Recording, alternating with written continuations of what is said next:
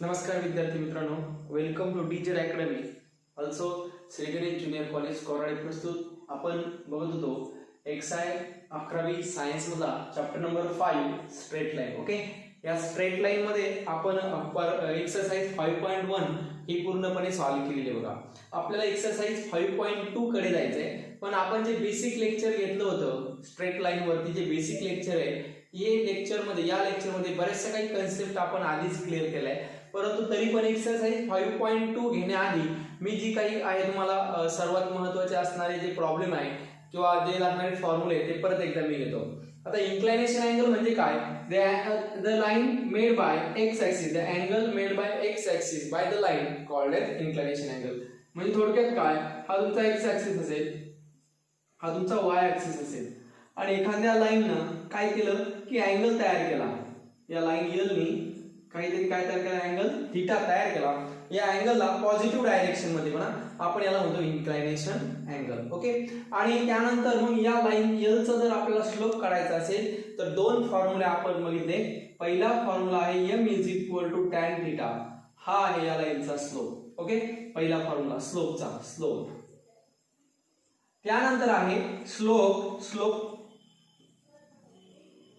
Slope are denoted by m y2 minus y1 upon x2 minus x1.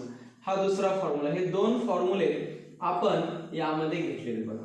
Okay, हा slope. मग यामध्ये काही remark आहे. पहिला रिमार्क काय, parallel line having same slope, parallel line having same slope. Okay, पहिला remark तुम्हाला म्हणजे पॅरलल लाईनचा स्लोप कसा असणार आहे, सेम असणार आहे. ओके, त्यानंतर जर दोन लाईन परपेंडिक्युलर असेल, कशा असतील, perpendicular line slope product is -1. Okay, म्हणजे दोन लाईन जर एकमेकाला परपेंडिक्युलर असेल तर त्यांचा स्लोपचा प्रोडक्ट हा किती असणार आहे, -1 असणार आहे. ओके, त्यानंतर 3 कोलिनियर पॉइंट म्हणजे काय, तर ते पॉइंट हा A पॉइंट, हा B पॉइंट आणि हा C पॉइंट, हे जर कोलिनियर असेल तर A पासून B चा स्लोप m1 आणि B पासून C चा स्लोप m2, तसेच A पासून C चा स्लोप m3, हे तिन्ही पण कसे असणार, सेम. m1 m2 काय असणार, m3. कळते का? जर 3 point A B C collinear असेल, ओके, म्हणजे एकाच लाईन मध्ये येत असेल तर पहिल्या लाईनचा स्लोप A B चा स्लोप m1, नंतर B C चा स्लोप m2 किंवा A पासून C चा स्लोप m3, या तिघांची व्हॅल्यू कशी असणार आहे, सेम असणार आहे. ओके, यापर्यंत. त्यानंतर हा ट्रायंगल असेल तुमचा, हा राईट अँगल ट्रायंगल असेल ABC. हा right angle triangle without Pythagoras theorem कसं दाखवणार, तर आपण म्हणणार हा जो हा राईट अँगल ट्रायंगल आहे, हा दोन लाईनचा मिळून बनलेला असं कन्सिडर करा. पहिला लाईन L1 आणि दुसरी लाईन किती, L2. मग या दोन लाईनचं एकमेकाला परपेंडिक्युलर असेल तर या दोन लाईनचा स्लोप किती येणार, m1 * m2 किती, -1. मग या दोन लाईनचा स्लोप जर -1 येत असेल तर ऑब्विसली त्या दोन लाईन एकमेकाला कशा क्रॉस करतायत, परपेंडिक्युलरली राईट अँगल मध्ये. ओके, म्हणून हा राईट अँगल ट्रायंगल होऊ शकतो. मग अशा पद्धतीने आपण बरेचसे काही प्रॉब्लेम काय करायचे, सॉल्व्ह करायचे. मग लक्षात घ्या, पहिला फॉर्म्युला आहे, जर तुम्हाला थीटा दिलेला असेल तर स्लोपची व्हॅल्यू m = tan थीटा. त्यानंतर जर दोन पॉइंट दिले असेल तर स्लोपचा फॉर्म्युला आहे y2 - y1 upon x2 - x1. त्यानंतर दोन लाईन पॅरलल असेल, काय असतील, पॅरलल असेल तर त्यांचा स्लोप कसा असतो, सेम असतो.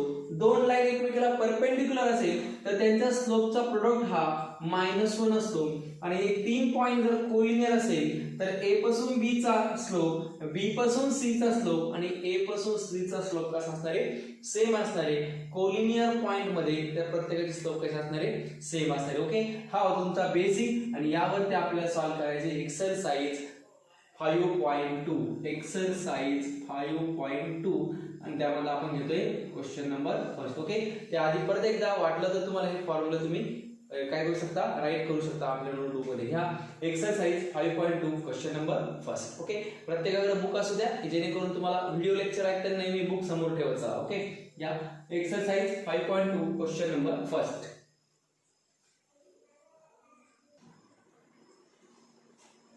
बघा क्वेश्चन नंबर फर्स्ट आहे find the slope of each of the following line with passing through the point. म्हणजे एक लाईन आहे, ती लाईन या दोन पॉइंट मधून पास होते. हा आहे तुमचा ए आणि हा आहे तुमचा बी.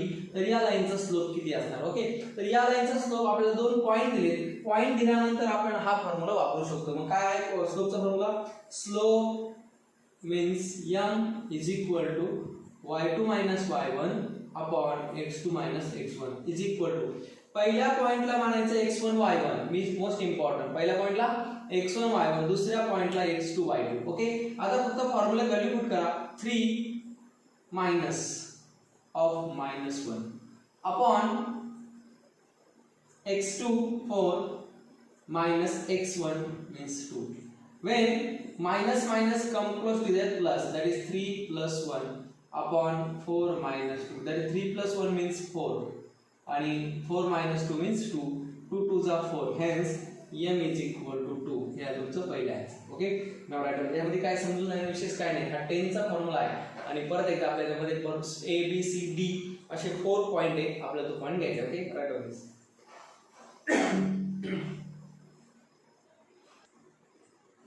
बघा क्वेश्चन नंबर फर्स्ट मध्ये बी सी डी आणि फर्स्ट आहे असे 4 सब टाइप आहे.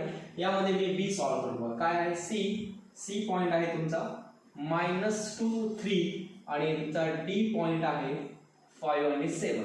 ओके, यामध्ये सी आणि डी पॉइंट दिलाय. मध्ये आपण सुरुवातीला म्हणणार हा आहे x1 y1, हा आहे तुमचा x2 y2. मग फॉर्म्युला काय आहे m is equal to y2 minus y1 upon x2 minus x1. okay, y2 means 7 minus 3 upon 5 minus of -2, that is equal to 7 minus 3 means 4.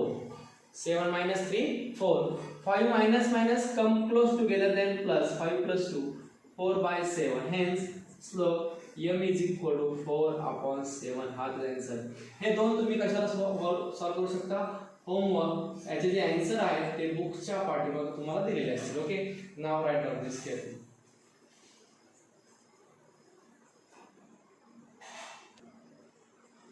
Okay, question number 2 आहे बघा. If x and y intersect of line L are 2 and 3 respectively, find slope. म्हणजे हा काय तुमचा एक graph आहे. हा x axis आहे आणि हा y ऍक्सिस आहे. यावरती एक लाईन काय करते इंटरसेक्ट करते. कशी इंटरसेक्ट करते x आणि y ऍक्सिसला. कसं x ला 2 मध्ये, x ला किती इथं 2 मध्ये आणि y ला किती इथं 3 मध्ये. ओके, 1 2 3 1 2 3. ओके, 0 0. मग हा पॉइंट कसा म्हणते बरं, ही लाईन येईल. ओके, मग या लाईनचे तो आपल्याला 2 पॉइंट मध्ये 2 कोऑर्डिनेट. हा 2 म्हणल्यानंतर काय म्हणता येईल 2,0 कोऑर्डिनेट आणि हा 3 म्हणजे किती 0,3. मग काय पॉइंट येईल. मग मी सपोज म्हणतो a is equal to 2,0 x intersect. हा काय तुमचा x इंटरसेक्ट आणि b इज इक्वल टू 0,3 हा कोण आहे y इंटरसेक्ट. ओके, मग काय स्लोप येईल m is equal to y2 minus y1 upon x2 minus x1 is equal to हा पहिला म्हणतो आपण x1 y1, हा दुसरा असतो x2 y2. मग y2 minus 3 minus 0 upon x2 0 minus 2 means m is equal to 3 upon 2. 0 minus 2 minus 2 means m is equal to minus 3 upon 2. Okay, now write this.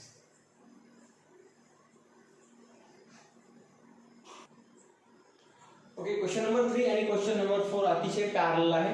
तर काय find the slope of line whose inclination is 30.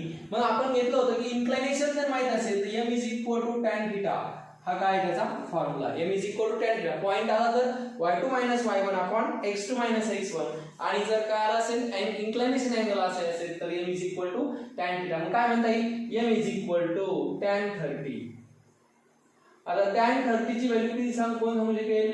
tan 30 असतो 1 upon √3. किती असतो 1 upon √3. Okay, व्यवस्थित पण लिहून घ्या. त्यानंतर आहे find the slope of line whose inclination angle is π/4. इथं थोडं तुम्हाला गडबडी बघा. इथं आपण angle and its measurement chapter आपला बाकी आहे. त्यावरनं π/4 हे काय आहे नेमकी हे संबंध थोडा अवघड आहे बघा. तर त्यासाठी मी छोटासा तुम्हाला अँगल लिहून देतो, ते लक्षात घ्या बघा. पहिला घेतो मी π/6 इज इक्वल टू हे असतं तुमचं 30 डिग्री. म्हणजे पाय अपॉन 6 रॅडियन, हे रॅडियन मेजर आणि डिग्री मेजर आहे. ओके, हे सेंटीमीटर आणि मीटर जसं आहे ना रिलेशन तसंच आहे. Pi upon 6 radian is equal to 30. Pi upon 4 म्हणजे 45 डिग्री, हे रॅडियन. त्यानंतर पाय अपॉन 3 म्हणजे हे आहे तुमचं 60 डिग्री. त्यानंतर पाय अपॉन 2 हे आहे तुमचं 90 डिग्री. त्यानंतर पाय मीन्स आहे 180 डिग्री. तुम्ही 22 अपॉन 7 घेता, हे सर्क्युलर राऊंड मध्ये आहे त्यामुळं हे 180 आहे. Okay, radian. ओके, या पद्धतीने. आणि तुम्हाला कोणताही अँगल जर काढायचा असेल तर काय करायचं, simply pi upon 180 into degree major.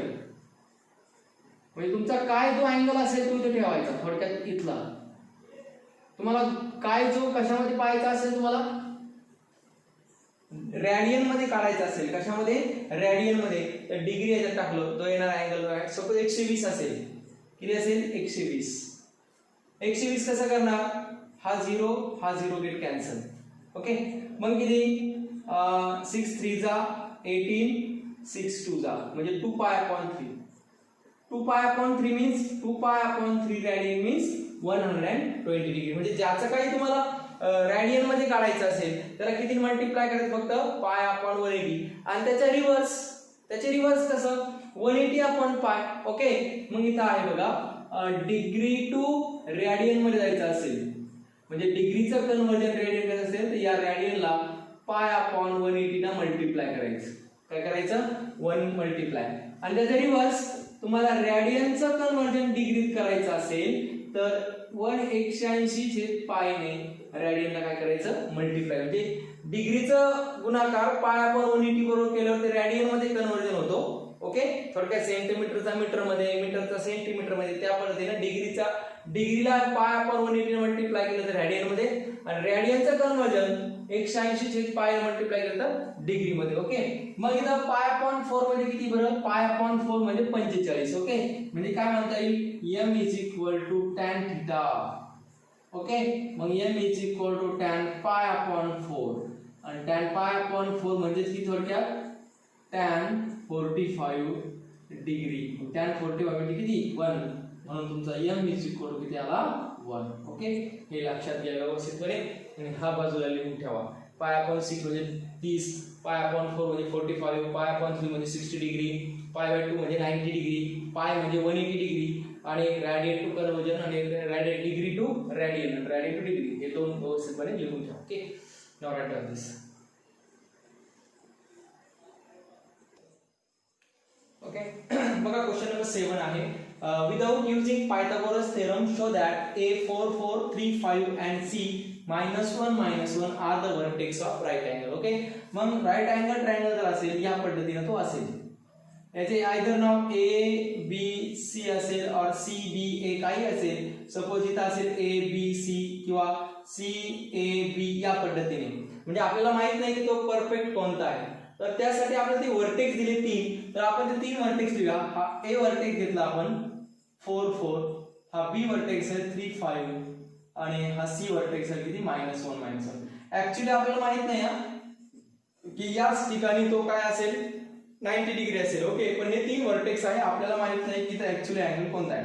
त्यासाठी आपण काय करणार, सुरुवातीला तर आपण बघणार की परपेंडिक्युलर दोन कुठेतरी परपेंडिक्युलर असेल तर त्यांचा स्लोप किती असणार, -1. म्हणून एक थीम आहे का perpendicular line slope product is -1. Okay, म्हणजे m1 into m2 is equal to -1 असेल तर त्या दोन लाईन एकमेकांना काय असतात, परपेंडिक्युलर असतात. तर आपल्याला माहिती नाही नेमकी, मग आपण सुरुवातीला काय करणार की आपण AB चा काय करूया, सुरुवातीला स्लोप काढूया. मग द स्लोप ऑफ लाईन किंवा सेगमेंट म्हणलं तरी चालेल, द लाईन AB. मग काय आहे, m is equal to y2 minus y1, मग 5 मायनस 4 डायरेक्ट करू टाकले मी, 5 minus 4 upon 3 minus 4 upon 3 minus 4, that is equal to 5 minus 4 means 1 and 3 minus 4 is -1, that is equal to -1. नंतर आहे the slope of line the slope of line AC, A आणि C घेऊया. The slope of line AC. मग m is equal to slope of AC, A आणि C. y2 minus y1 म्हणजे -1 -4, -1 -4 upon -1 again -4. Okay बघा, -1 -4 -1 -4 that is equal to -5. -5 upon -5 that is +1. Okay, the slope of line आता AB झाली, AC झाली, नंतर BC घेऊया. कोण घेऊया? BC. मग slope m is equal to BC. मग BC म्हणजे कोण आता? हा BC, B आणि C. यामध्ये हा x1 y1 x2 जो अल्फाबेट पहिला आहे ना तो x1 y1, जो दुसरा आहे ना तो x2 आहे. मग किती? -1 -5. Okay, -1 -5 -1 -3 -1 -3. Okay, that is -6 upon -1 -3 -4 means 6 upon 4 means is equal to 6 upon 4 म्हणजे किती? 3/2. ओके, मग आता कोणत्या दोन लाईन आहे की ज्यांचा प्रोडक्ट -1 येतो? तर बघा, -1 into 3/2 घेतला येणार नाही. मग काय म्हणेल? The slope of AB into AC is equal to किती? -1 into 1 is equal to -1. आणि म्हणून AB आणि AC म्हणजे ही डायग्राम चेंज होणार. म्हणजे कोण? हे AB आणि हा AC. म्हणजे बघा बघा आता, हा AB आणि हा AC या दोघांचा प्रोडक्ट. AB चा स्लोप किती आला? -1. AC चा स्लोप किती आला? -1. या दोघांचा प्रोडक्ट घेतला, सॉरी यांचा दोघांचा प्रोडक्ट घेतला किती? -1 into 1 -1 आला. ओके, म्हणजे या दोन लाईन काय आल्या? एकमेकीला परपेंडिक्युलर आल्या. आणि या दोन एकमेकीला परपेंडिक्युलर असेल. का बरं perpendicular? The slope of AB into AC is -1, hence it is perpendicular to each other. आणि म्हणून काय म्हणता येईल? CAB, hence CAB is काय? राईट अँगल ट्रायंगल ऍट कोणत्या पॉइंटला? A, at angle A. म्हणजे A या ठिकाणी तो काय आहे? Right angle triangle. ओके, काय केलं? काहीच नाही केलं बघा. 3 पॉइंट होते, त्या 3 पॉइंट वरून आपण AB चा, BC चा आणि AC चा एक स्लोप काढून घेतला. ओके, या पद्धतीने स्लोप काढल्यानंतर कोणत्या दोन लाईनचा स्लोप -1 येतो ते बघितलं. मग मला स्लोप मिळाला AB आणि AC चा -1. आणि म्हणून मी ही आकृती, म्हणजे ही आपण जी घेतली हे आपल्याला अशी न घेता आपल्याला कशी फिगर करावं लागेल? CAB at point A. मग AC चा स्लोप 1, AB चा -1. मात्र हा जो आहे कोण? BC चा मात्र स्लोप किती आहे? 3/2. आणि म्हणून या दोघांचा -1 येत नाही, म्हणून इथं राईट अँगल ट्रायंगल होणार नाही. या पद्धतीने हा काय तुमचा प्रॉब्लेम. हा तुमच्या एक्झाम साठी खूप इम्पॉर्टंट आहे आणि CET लेवलला पण खूप महत्त्वाचं आहे. ओके, लिहायला बघा. नेक्स्ट आहे क्वेश्चन नंबर 8. हा पण 7 आणि 8 नंबरचा प्रॉब्लेम तुमच्या एक्झाम साठी खूप महत्त्वाचा बघा. Find the value of K for which point P K-1 Q 1 आणि R 4 5 आर कोलिनियर. आणि मी तुम्हाला जस्ट सुरुवातीला सांगितलं होतं की हा P पॉइंट, हा Q पॉइंट आणि हा R पॉइंट हे जर कोलिनियर असेल तर P पासून Q चा स्लोप आणि Q पासून R चा स्लोप कसा असणार? नेहमी इक्वल असणार आहे. नंतर PQ चा घ्या, QR चा घ्या किंवा PR चा घ्या, हे सगळे स्लोप कसे असणार आहे? सेम असणार आहे. मग काय म्हणता येईल? if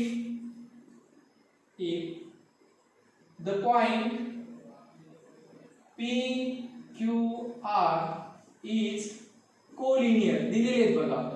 hence slope of PQ is equal to slope of कोण QR is equal to slope of कोण PR घेतला तरी चालेल.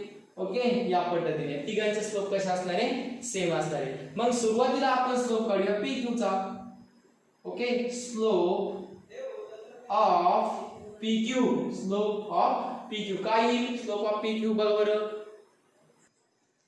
बघा काय येईल? स्लोप ऑफ PQ येईल is equal to m is equal to P point P आणि Q किती? 1 minus of -1. Okay, 1 minus of -1 upon 2 minus K that is equal to minus minus come close together, 1 plus 1 upon 2 minus k is 2 upon 2 minus k. Okay, आता slope of PQ करता slope of QR काढू, slope of QR काय, slope of QR m is equal to QR लिहा 5 minus 1 upon 4 minus 2, that is equal to 4 upon 2, that is equal to 2. 5 minus 4, 4 minus 2, 4 upon 2 किती 2. मग equation number 2 म्हणायला वाटलं तर थोडं व्यवस्थित लिहिलं तर equation number first, from first and second प्रत्येकाचा स्लोप कसा असणार आहे, सेम असणार आहे. मग काय म्हणता येईल, फ्रॉम फर्स्ट अँड सेकंड काय म्हणता येईल, 2 upon 2 minus k is equal to 2. मला k ची व्हॅल्यू काढायची, हा मल्टिप्लाय तिकडे काय डिवाइड करायला multiply, 2 is equal to 2 into 2 minus k, that is 2 is equal to 2 जा 4 minus 2k. ओके, हा minus 2k प्लस होईल, हा प्लस 2 म्हणजेच काय 2k is equal to 4 minus 2. कळलं का, हा मायनस इकडे आलो प्लस झाला, हा प्लस 2 इकडे मायनस झाला. मग 2k is equal to 4 minus 2 means 2, hence k is equal to 2 divided by 2, hence k is equal to 1. म्हणून काय पॉइंट आला तो 1 minus 1 2 1 आणि 4 5 हे काय आहे, कोलिनियर आहे. म्हणजे कोलिनियर जर दिले असेल तर त्याचे स्लोप कसे असतात, सेम असतात. लक्षात घ्या, हेच खूप महत्त्वाचं आहे. कोलिनियर असेल, कोलिनियर स्लोप म्हणजे काय असतं ऍक्च्युअली, त्याचा उतार, त्या लाईनचा उतार कसा आहे, त्या लाईनचा उतार जर सारखा असेल, सेम असेल तर इथला पॉइंट आणि इथला काय असणार, कोलिनियर असणार. ओके, या पद्धतीने.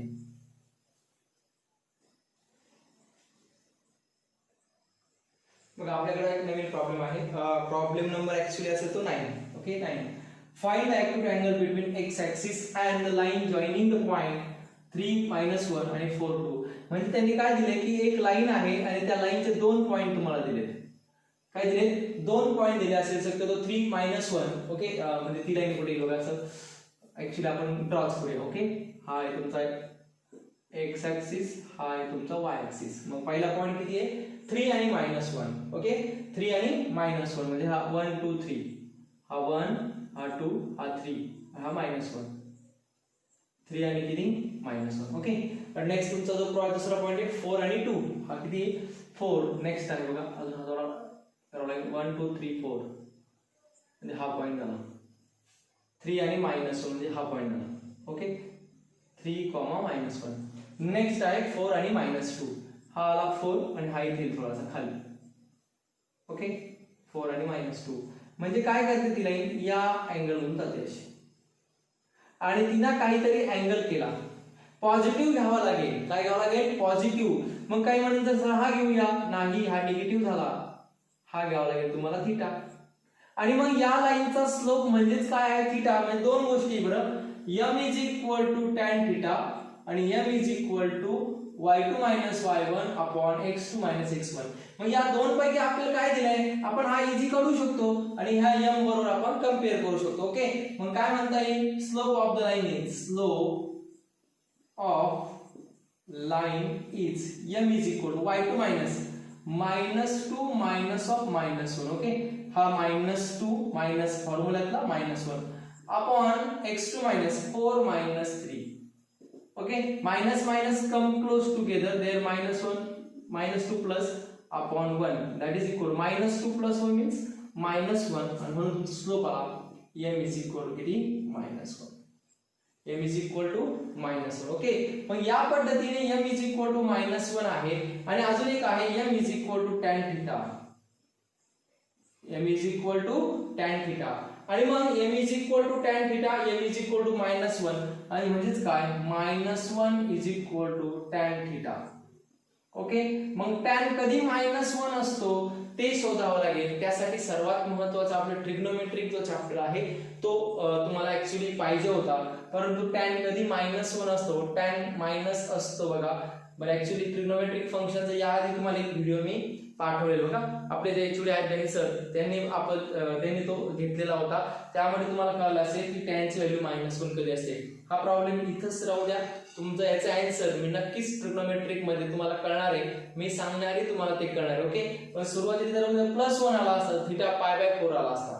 ओके, मग tan कधी मायनस असतो या पद्धतीने आपण घेताना tan π plus theta, tan π/2 plus theta असेल किंवा सॉरी tan मायनस कधी असतो तर tan π मायनस थिटा असतो. किती असतो π मायनस थिटा, म्हणजे 180 वजा 45 जे काही उत्तर असेल तो तुमचा काय असणार तिथं अँगल असणार आहे. ओके, 180 वजा 45 जो काय आन्सर असणार आहे ते तुमचा असणार आहे answer. Okay, now write down this carefully. Okay, next problem बघा. A line passing through the point, हा a पॉइंट आहे x1 y1 आणि हा b पॉइंट आहे hk. If slope of the line is m, then show that k minus y1 is equal to m into bracket h minus x1. अतिशय सोपा problem बघा. दोन point दिले तुम्हाला, a दिलाय तुम्हाला x1 y1 आणि b दिलाय तुम्हाला h आणि किती k. ओके, तर यामध्ये सर्वात महत्त्वाचा स्लोप कसा काढणार, तर m is equal to y2 minus y1 upon x2 minus x1. Okay, आणि त्यांनी सांगितलं की त्याचा स्लोप m दिलाय, स्लोप काय दिलाय m, मग m is equal to y2 minus y1, मग हा झाला तुमचा x1 y1, हा x2 y2, y2 किती झाला k, k मायनस किती y1 अपॉन किती h मायनस किती x1. हा डिवाइडला इकडे आला, मग किती h minus x1 into m into is equal to k minus y1. आणि हेच आपल्याला काय करायचं होतं, प्रूव्ह करायचं होतं. हे असेही रिअलाइज करता येईल, k minus y1 is equal to m into bracket h minus x1. म्हणजे हा फक्त स्लोप फाइंड आउट इथे केलेला आहे. ओके, इझी होता, व्यवस्थितपणे समजून घ्या.